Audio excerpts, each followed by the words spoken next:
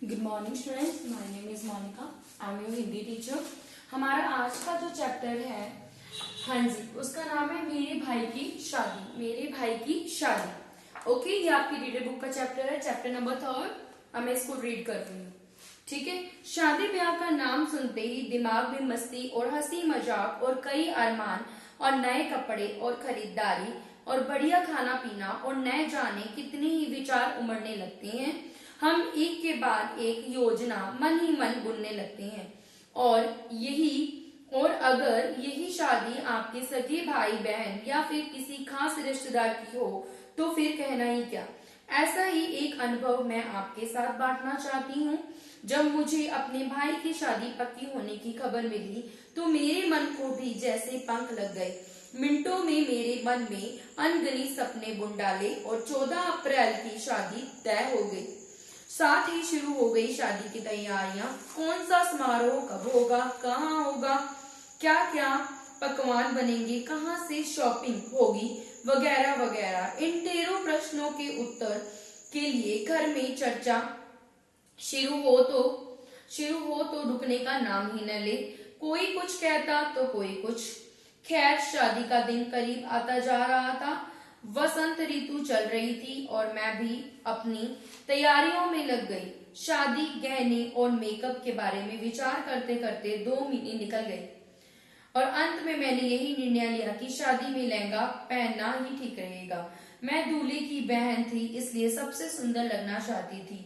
मेरे पति ने भी मुझे पूरा सहयोग दिया और मेरा 1 वर्षीय बेटा बहुत परेशान करता था। उसे संभालने के लिए हर वक्त उस पर निगाह रखनी पड़ती थी, क्योंकि जब भी उसे चोट लग जाती तो मुझे अपनी सास से सुनना पड़ता था कि अपने मायके की शादी के चक्कर में मैं बच्चे का ध्यान नहीं रख पा रही हूँ। आखिरकार शादी का दिन आ ही गया। मौसम सुबह से ही सुहावना था। सभी लोग बहुत खुश थे। घर मेहमानों से भरा हुआ था। घर में शादी के समय होने वाली रस्में चल रही थी। पूरा घर पकवानों की खुशबू से महक रहा था। शाम को मैं भी ब्यूटी पार्लर से तैयार होकर आई और जूड़ा व जूड़े के नीचे नकली बालों की चोटी बहुत चाक से बनवाई थी और चोटी पर एक महकता मोंगरे का गजरा भी लगवाया था। जो गजरा होता है ना मोंगरे का, वो भी मैंने चोटी पर क्या किया था, लगवाया था। Now come to the page number 21। मैं लहंगे व गहने पहनकर तैयार हो गई और बच्चों को तैयार किया। वह उसका बैग भी झटपट तैयार किया। घुड़ चढ़ी का समय हो गया, यानी कि मतलब जो घोड़े पर चढ़ने का समय हो गया दूल्हे का। आकाश में काले बादल छाने लगे। देखते ही देखते बूंदाबांदी होने लगी। सभी लोग घबरा गए और खैर समय से ही बारात ने वधु पक्ष के घर में प्रस्थान कर लिया, यानी उनके घर में प्रवेश कर लिया। मौसम खराब होने की वजह से घर के लोगों ने डांस करने के लिए मना कर दिया। बारात रवाना हो गई। काले बादल मतलब पहले ही थे और बारिश और तेज हो गई। तेज हवा ने आंधी ने तूफान का रूप ले लिया। मूसलाधार बारिश व तेज तूफान ने जैसे देखते ही देखते विकराल रूप धारण कर लिया और सबकी आंखों व मुंह में धूल जा चुकी थी। तेज तूफान ने भयानक रूप से शादी का सारा मजा तो जाता ही रहा और मैं भी एक कंधे पर बैग व एक हाथ में बच्चा गोदी में लिए एक सुरक्षित स्थान पर खड़ी हो गई, क्योंकि उसका बच्चा काफी छोटा था ना। बच्चे को चुप कराने का प्रयास करती रही। हाँ जी, बच्चे को चुप कराने का प्रयास करती रही। शादी का लगभग आधा पड़ाल तूफान के कारण गिर चुका था, यानी कि जो आधी जो चीजें थी ना, जैसे जो अपने शेड लगाते हैं, वो गिर चुकी थी। कुर्सी इधर उधर गिरी पड़ी थी। कहीं कहीं पानी बढ़ना शुरू हो गया था। तभी मेरी निगाह कुर्सी के नीचे पड़ी हुई चोटी पर पड़ी और मुझे बड़ा तरस आया कि बेचारी किस औरत की चोटी गिर गई।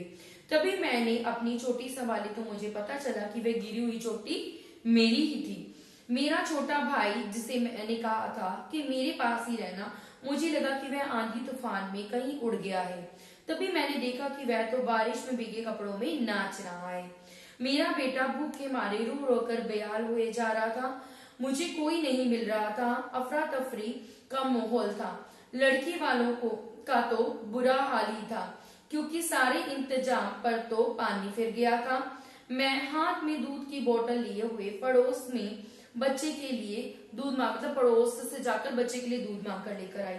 एक भली महिला ने दूध देकर कहा कि बरामदे में बैठकर आराम से दूध पिला लो। Come to the page number 22।